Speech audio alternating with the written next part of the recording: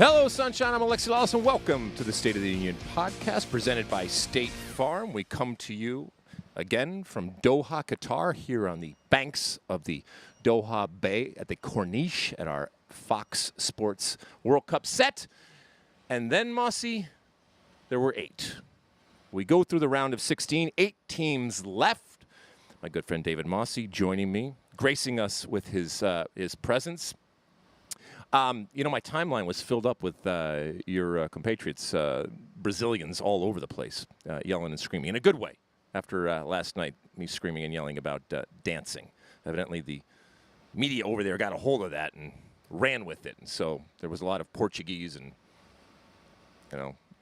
Brazilian people screaming and yelling. Well, I pointed that out to you. Globo actually tweeted your comments. It's understandable. So, yeah, you're a global voice in the game. All right, Mosse. All right, what are we doing here? Listen, another day of action, the final day of round of 16 action. 2 very, very interesting games. Let's start off with Spain and Morocco. Ended 0-0, although I thought it was a pretty, at times, interesting game. And ultimately, Morocco comes away the winners in penalties. Let's start with the actual game. We knew, and we always know, that Spain is going to control most of the game in terms of possession. 1,000 cuts, 1,000 passes, all that kind of stuff. They did that to a certain extent in this game. I didn't think it was as much as we have seen in the past, and maybe that's a credit to the way that Morocco played. There were certainly times where they were just bending and not breaking, but within that possession, the possession with purpose that we have talked about with Spain, there wasn't a lot of purpose. And as a matter of fact, if you probably go back and look at it, Morocco had some real wonderful chances ultimately to win this game through the 90 minutes and through the 120 minutes. General thoughts on the way that this game played out before we got to penalties? I agree with you. I thought Morocco were good value for the draw. It is amazing that history repeats itself. 4 years ago in the round of 16, Spain went out to Russia on penalties, a game in which they completed more than 1,000 passes. In this one, they had almost 80% possession.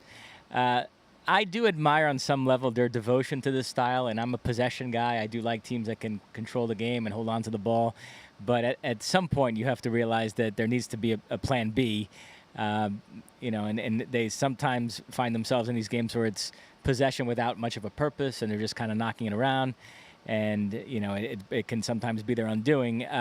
We identified as a potential weakness of this team going into the tournament the lack of top-notch strikers. And although Morata did well in the group stage, he scored in all 3 games, I just think if you're relying at the highest level on guys like Morata and Ferran Torres, I just don't think they're quite good enough. Well, if you're going to rely on him and he scores in all group stage, then why don't start him? I mean, that's a little strange. To your point, they had over 1,000 passes yet again, and at some point, this dogmatic approach and dying on this hill, I know there's a romance to it, and I know there is a beauty that people see, and I actually do have a tremendous amount of respect for those that actually don't just talk about it, they walk it. And this is a team, because so many teams, it's such BS. They talk about ideology and they talk about style of play and all that kind of stuff. And Luis Enrique and this Spanish team, even before Luis Enrique, this is how we are going to play regardless of who we have. But it does at times get incredibly frustrating to watch and maybe even to play to a certain extent, because when they did go direct, whether it was off set pieces or whether it was crossing the ball, and they actually found some joy, but their reluctance to actually be direct, because it's kind of in their DNA not to be, I think that becomes a hindrance at a certain point.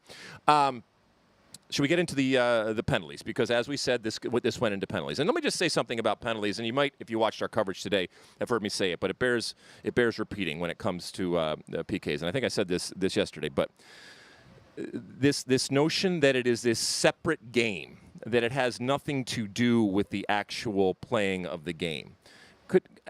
I understand where that comes from, but it's not true. And it devalues what ultimately happens in terms of the winner, but ultimately how that winner is achieved. Your ability to take penalties, the skill that is required, the research, the knowledge, the background, the history, the feel, and then obviously the execution. That is part of being a good soccer player. That is part of being a good team, and that is part of winning. And ultimately, again, we saw here that this Morocco team, they were much better at it. And I think it's disrespectful to go back, and Luis Enrique almost went there, not totally, almost went there in his post-game press conference in the way that he described, we had all the possession, we had all the opportunities, and we did all this kind of stuff, but you ended up losing the game. And the irony is, as you mentioned, after that loss 4 years ago, they went back to the drawing board from a penalty perspective and really kind of focused in on it. But whatever they were doing, taking 1,000 penalties or researching stuff like that, obviously didn't win, because not only did they not win in penalties, but their penalties were horrible. And yes, you need a goalkeeper to make saves. And yes, Bounou, that was wonderful for what he did. But the credit should still go to Morocco, even though it happened in the penalty. And if you just say it's a coin flip, or if you just say it's a crapshoot, then every game that's decided by penalties should be insignificant and should not even be part of your radar. When somebody wins a championship or a title on penalties, it should be irrelevant if that's the way that you are going to go. So credit goes to Morocco, not just for the way that they withstood a team that has more possession in Spain, but ultimately in their ability and their skill, both physically and mentally, to, in that moment, win the penalty. Yeah, I don't agree that it's a lottery, which some people say. A lot of people think it's just throw it in the air and whatever happens, happens, 50-50. You shoot it and it might go in, it might not go in. It's luck of the draw and that kind of stuff. But it's also not indicative of who the better team is. Why?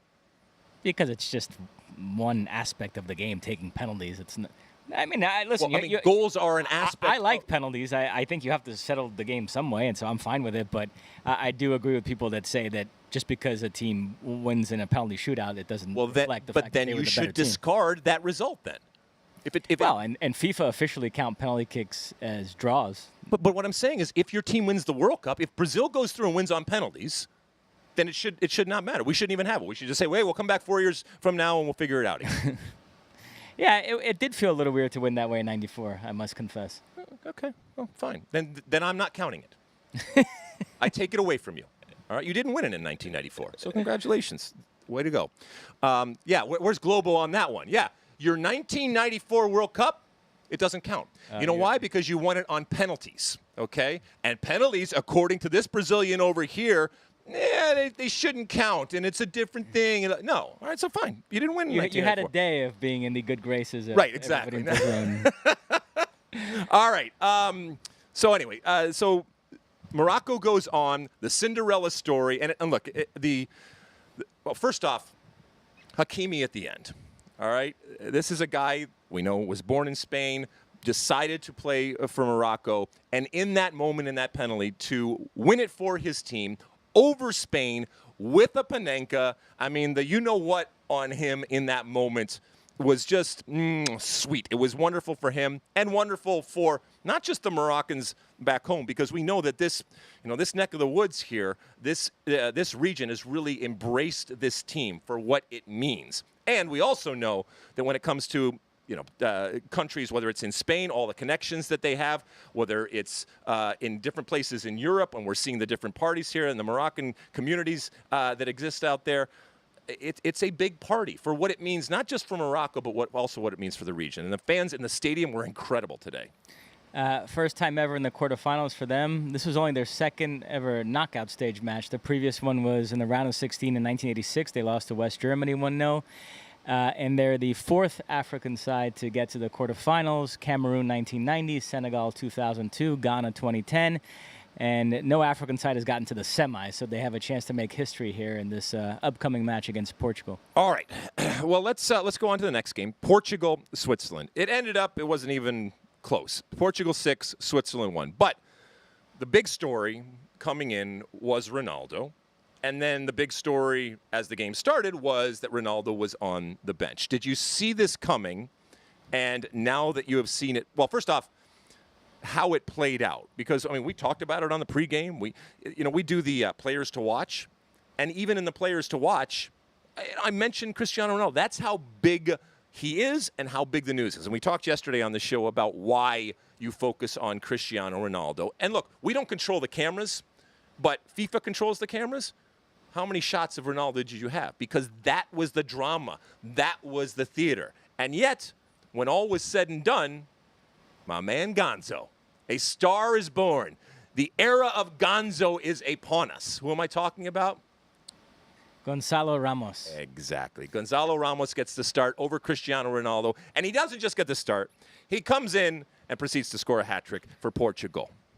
Fernando Santos has reached the same conclusion that Erik ten Hag reached. And I think it's hard to argue at this point that at the highest level, Ronaldo now takes more off the table than he puts on. And the performance that Portugal put forth tonight, this was the realization of what I've been hoping for from this team for the last few years, and all that talent actually coming together in that way. And you can't get away from the fact that he wasn't on the field when that happened. So I don't think he's going to start the next match either. I think they're going to move forward in this direction.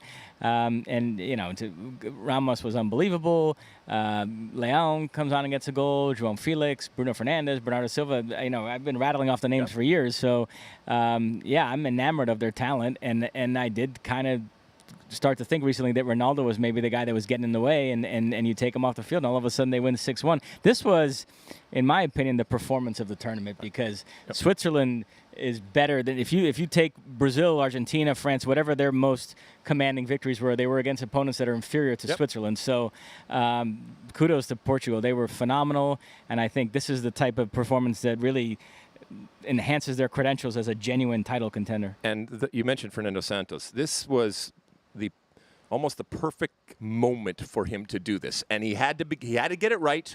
The dynamic within that team, he had to have his finger on the pulse. And when I say it's the perfect moment, what he had was, for maybe the first time, the backing of the public, in that there were a lot of fans that did not want Cristiano Ronaldo to start and believed that this team is better, and that power balance had shifted. We know Cristiano, with all the power that he has over the years, and for good reason, because he was the man and he drove this team. But Fernando Santos really had to walk a real thin, wire there in order to figure out how to deal with this. And to be a fly on that wall when he told Cristiano that this wasn't going to happen, and what that reaction may or may not have been. Ultimately, he looked good. The optics were great, patting people on the back, high-fiving and doing all that. But down deep inside, just like any player, he's not happy. He's not happy that he is not on the field. But this was a huge moment for Fernando Santos, and maybe the defining moment for Portugal in their attempt to win a World Cup. To be a fly on the wall when Piers Morgan found out about this. Exactly, right? Exactly. So, you mentioned Gonzo. I call him Gonzo, all right, because I like to call him Gonzo. You think he's going to start the next game? I do. Okay. I mean, you get 3 goals, right? He comes in. First hat trick of the tournament. He is, by the way, just called up for the first time in September. He is the Brandon Vasquez, what Brandon Vasquez could have been for the United States, right? My God, what could have been? What could have been? All right. What else? Anything else you want to talk about this game, Mosse? No, I think we can spin it forward to the quarterfinals. All right, so as we mentioned, the quarterfinals are over. We have 8 teams left. Here's what we got. Croatia against your Brazil, and that is going to be on Friday. We know Croatia came through and beat Japan in the round of 16 in penalties, and Brazil cruised through and in their round of 16 game beat South Korea 4-1. By the way, I had your Richarlison ahead of Messi at one point in my top 10 players. And so that's going to be interesting going forward. Interesting thing for me in this game, I'm going to gloss over that absurdity you just said. Interesting thing for me in this game is what kind of lineup Chichi's going to roll out there. As we've talked about, he sort of toggles back and forth between a more attack-minded lineup and a more pragmatic lineup, depending on the opposition. The lineup he played against South Korea, essentially a 4-2-4. It does leave you susceptible to being outnumbered in the midfield, and against a team like Croatia that has guys like Modric and Kovacic, I wonder if he'll feel comfortable putting out that lineup. But coming off the performance against South Korea, I think he might roll the dice and just say, hey, this lineup performed for me in the last game, so I'm going to stick with it. Alexandru should be back, so Brazil should have an actual left back, and then that would shift Danilo back to right back. So I think it'll end up being the same lineup from the opener against Serbia. Interesting game in terms of the World Cup history here. Opening match in 2006, Brazil won 1-0. Kaká scored a great goal. Opening match in 2014, Brazil won 3-1. But it was 1-1 second half, and then Brazil were awarded a bogus penalty, a Fred dive in the box, so that win was a little tainted. I also remember a friendly right before the 2018 World Cup at Anfield. Neymar scored. Brazil won 2-0. So it's been mostly in Brazil's favor, and I think Brazil are favorites. And if I had to guess, I think we win. But it's a tough game. I'm not taking anything for granted here. This is a team that got to the final. Oh, you're going to be fine. Stop 4 years ago. Stop whining. You're going to be just fine. Don't you worry. So you think this is no problem? Yeah, it's no problem. Smoking a coffee for Brazil. All right, this is where it ends for Croatia. Okay, that's on Friday. Also on Friday, the Netherlands versus Argentina. Obviously, we saw the Netherlands with the U.S. They go on. This is where it gets interesting for me. And just as a reminder, Netherlands beat the United States 3-1. Argentina in the round of 16 beat Australia 2-1 to have this matchup. Argentina, as a reminder to all of our listeners and our watchers out there, is David Mosse's pick to win the World Cup.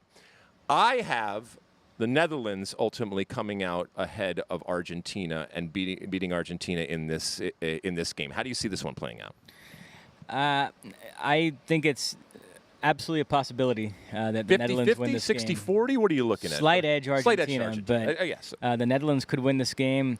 I expect, frankly, a similar game plan to the way they approached the U.S. match, which is to say they're going to be very comfortable letting Argentina have the ball and trying to suck them forward. They feel like they can absorb pressure with Van Dijk and Ake back there, and then they want to try to exploit that space and be vertical with Gakpo and Depay and Dumfries and players like that.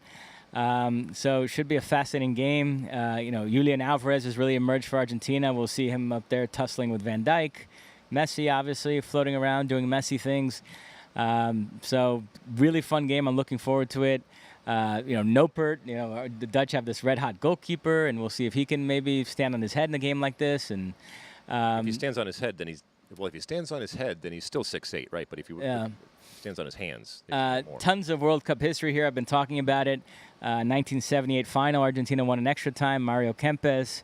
98 quarterfinals, 2-1 Netherlands. Dennis Bergkamp scored one of the great goals in World Cup history. 2014 semis, 0-0. Argentina won on penalties. So another chapter in this underrated World Cup rivalry. I can't wait. All right, let's go to Saturday for the 2 days of games here. Morocco. We know they tied Spain and then went on to win in penalties against Portugal, who we saw tonight with that 6-1 win over Switzerland. Now, I think that this game has kind of revitalized and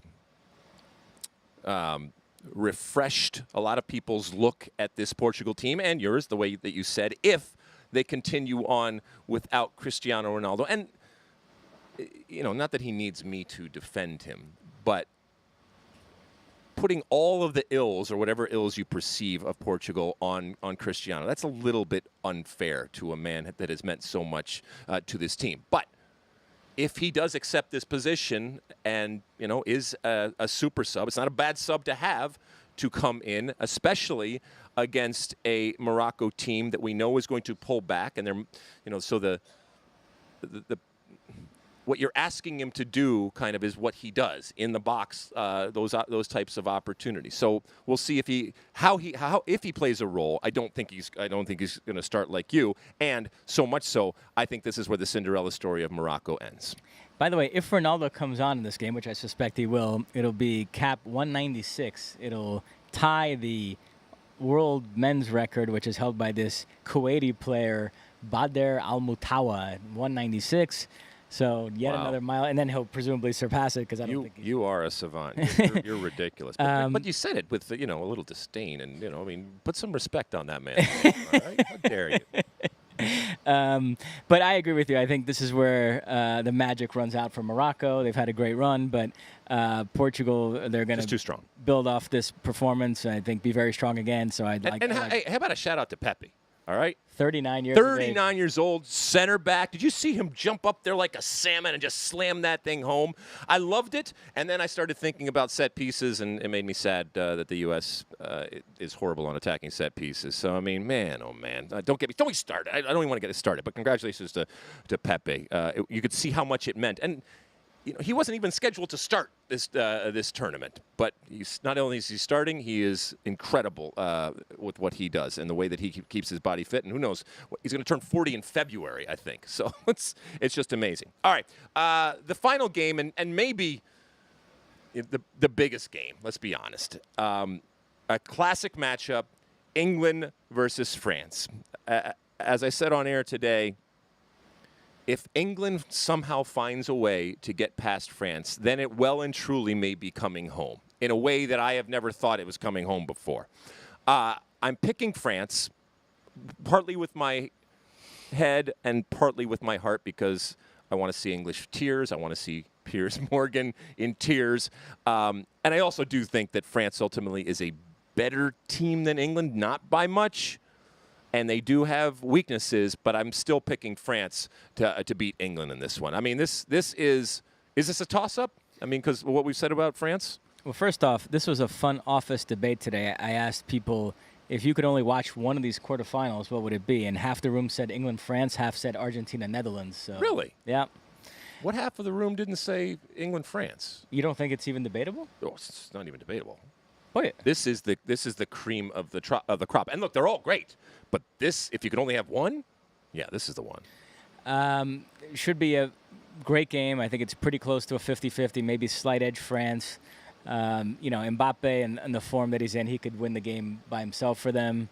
Giroud, Dembele. Really excited to see some of these young midfielders tussle. Tchouaméni, Bellingham, Rice. Those matchups should be fun. Excited to see Kyle Walker try to slow down Mbappe. You've got Kane going up against Hugo Lloris, his Tottenham teammate. So great matchups all over the field. The World Cup history here. 1966, 2-0 England. Roger Hunt, both goals. 1982, 3-1 England. Ryan Robson, 2 goals, including one in the first minute. Paul Mariner got another. So, but they've played in the Euros, too. 2004, that famous game where England were winning 1-0. Zidane scored twice in stoppage time, and France won 2-1. So it's just a great matchup, loaded with history. 2 giants of the game and looking very strong in this tournament. So I cannot wait. This is going to be phenomenal to watch. All right. As we said, those come later on in the week. We have a couple of days off. Can we transition here to a couple of other news and notes that are happening here? Is that good? Sure. Is that good? We've got enough there. All right, let's go over quick. Our friend Doug McIntyre reporting that a contract extension for Greg Berhalter is already being discussed inside the United States Soccer Federation. He got that from an inside source. Keep in mind, Greg Berhalter, the head of the coach of the U.S. men's national team, his $1.3 million a year contract is running out later on this month. And Doug says, with the World Cup campaign over for the United States, Berhalter's contract is up, and he was non-committal on his future, even though a U.S. soccer source told Fox Sports' Doug McIntyre that preliminary talks over a new deal have already taken place. Oh, they already have taken place. Well, we'll see ultimately what happens there. Good or bad, just quickly as we go through these things for the U.S. to continue on with Greg Berhalter. I don't think I've gotten your opinion on this. No, I'm generally on your page about multiple cycles. Scaled, but I have some sympathy for Landon's point the other night that this has always felt like an 8-year project and such a young team, and the players do seem to like Berhalter, and so there is some logic to doing this. Plus, I don't know what the alternatives were. I mean, we all like to imagine that all these great managers are lining up to coach the U.S., but maybe that's not the case. Maybe U.S. Federation quietly did poke around and kick the tires and realize that there weren't that great of options out there, and so look, they also might.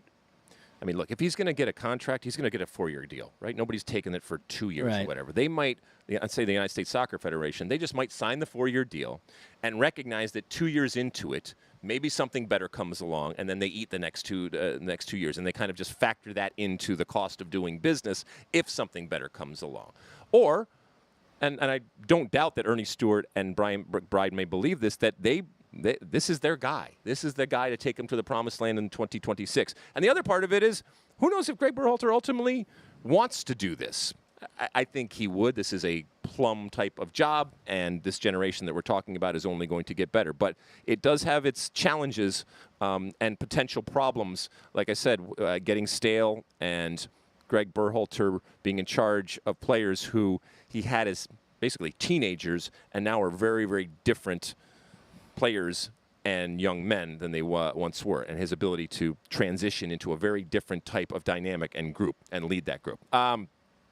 Our friend Max Bretos over there says the USA to Copa America is a done deal.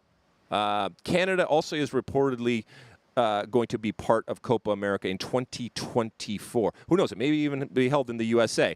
Clint Dempsey was talking about this the other night on air because, obviously, the United States, Canada, and Mexico, it hasn't been announced yet, but as joint hosts of the World Cup, they're going to get buys to the World Cup, and therefore the qualifying process is not going to be, we're not going to have the octagonal and all that kind of stuff. So getting quality games, just in general, is important, but is even more important here because you're not even going to have the qualifying process to go through. And so playing in something like Copa America, something that I did twice in my time with the national team, it was hugely, hugely beneficial. And so getting in Copa Americas, the Olympic process, all those different things are going to be really, really huge. And if Max is correct here in terms of his information here, that would be wonderful if the U.S. were to participate in the Copa America 2024. Yeah, in this world in which people like to debate everything, this is the rare move that I think would have a 100% approval rating among U.S. fans. Right. I cannot imagine a person that wouldn't think this is a good thing. And, I've railed in the past about the fact that anytime the U.S. gets involved in a tournament, it automatically has to be in the U.S. But in this case, it would make some sense given the fact that the World Cup is in the U.S. So I think teams are going to want to come. All the other teams are going to want to come. Yep. So, yeah, I think makes perfect sense all the way around. I've wish this would be the new normal moving forward. Scrap the Gold Cup, scrap the Copa America, and just have this big tournament of the Americas every year, every 4 years, which is like the big regional tournament for this part of the world. So I'm all in on this. Let's end it on here in terms of this other news here. Tata Martino, and this could be lost in translation to a certain extent, but obviously, the postmortem from El Tri continues on here as he has stepped down. And, he had some comments about Major League Soccer, which he had, Hector Herrera, Tata saying going to MLS from Europe was a waste for Hector Herrera. And then Vela, who obviously plays for LAFC and MLS, came back and said, if I were the coach, I would want the same thing. Because basically what Tata was saying is he wants his players playing in Europe, wants his players playing at the highest level. That's not a crazy thing to say. Does he need to crap on MLS where he had a job? And who knows, he might have a future job? Probably not. But MLS wasn't the problem and wasn't the reason why the U.S. team bowed out in the round of 16, ultimately. So that happened with Tata, and the quote is, if you want it, I won't deceive people by saying that MLS is the best in the world. It's good. Of course, it's very good. Is it competitive? Of course it is. But the best football is in Spain and England. If we could have 30 to 50 players playing in Europe, that would be the best case scenario. Well, tell me something I don't know, Tata. And I don't think that in and of itself is not a problem. But, we get sensitive about these things when it happens. And ultimately, Tata didn't get the job done when it comes to Mexico, regardless of the realities. He knew the realities going in. Finally, before we go, the assist of the week presented by State Farm. My good friend Richarlison, who has scored already some really, really incredible goals. But the one that he had here where he against South Korea, where he takes it off his head, 1, 2, 3 touches around the South Korean defense, plays it into Marquinhos, who plays it back to Thiago Silva, who plays it into Richarlison, and a wonderful first touch, wonderful team goal. The assist of the week presented by State Farm. I think everybody would agree that if you're looking for an assist of the week, this has to be it. And again, the transformation, if you will, of Richarlison continues at this World Cup. What a wonderful first touch, and obviously a wonderful assist. Do you want to wax poetic about your team relative to this goal? Well, the thing I love about this move is it involved 2 center backs. Right. Marquinhos when you want something Thiago done Silva. right, you get a center back to do it. Yeah. So and actually, we ranked this number 1, right? We put it above. Well, that's ridiculous, though, because you disagree no, with that. it's a ridiculous thing. Yeah, we did our top 10 goals of the tournament, and our producers, and I'm sure you were involved in this. Okay, everyone in the back room decided what they were, and the Richarlison bike was number 2, and then this goal was number 1, which is ridiculous. And I let everybody know that I was not happy with that. Mosse, anything before we go?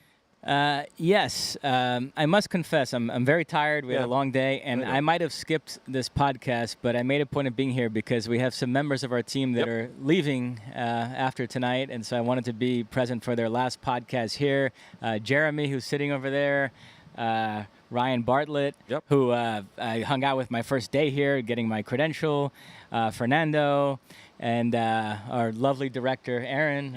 I'm going to miss seeing her face every day. Yeah, people are starting to leave. So we want to definitely shout out to everybody that is working so hard behind the scenes and has been working so hard behind the scenes to give you this constant content, this quality content that we are producing. We're going to continue on because we still have plenty of people that will do it, but this is a team effort in front of the camera and behind the camera to all of the men and women that have worked so hard. So, Mosse, you're absolutely right. We cannot thank them enough for everything that they have done. And sometimes in this bubble, you don't realize what is happening. But I think we're all going to eventually go back to the United States and realize that this body of work that we have, we can be very, very proud of. And in the moment, sometimes it's difficult to realize that. You know who's also leaving? One of our producers on the television side, Brad Weimer, who's a fellow Michigan grad. But we already know the next time we're going to see each other, it's going to be SoFi Stadium for the national championship game after Michigan takes care of TCU, and we're playing presumably Georgia because Ohio State's going to be completely overmatched against them. And my wife might have something to say about that, so we'll see. All right. Anything else, my friend? That's it. We have 2 days off here, and like Mosse said, I think everybody is just a little bit loopy after having worked for so many days straight. But it's, as we said, a labor of love, the best Groundhog Day you could possibly imagine.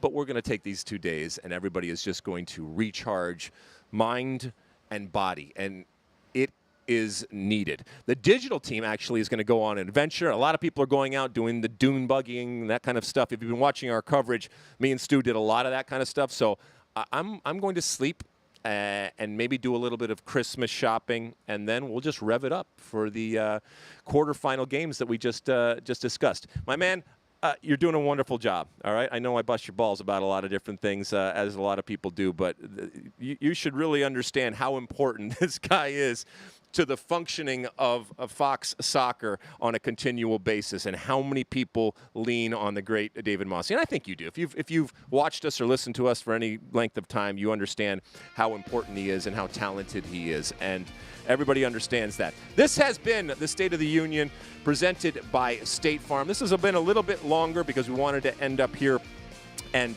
give you a little bit of a longer type of look here, because there is still lots of soccer and lots of action, and I'm sure lots of twists and turns that are coming. But so far, so good here from Doha, Qatar, as the 2022 World Cup continues on. The elites, the cream, has risen to the top, and there's still a Cinderella going when it comes to Morocco. And I guess at some point you're not a Cinderella anymore, but a lot of good games coming. We will talk to you again when we do, and until then, and as always, my friends, size the day.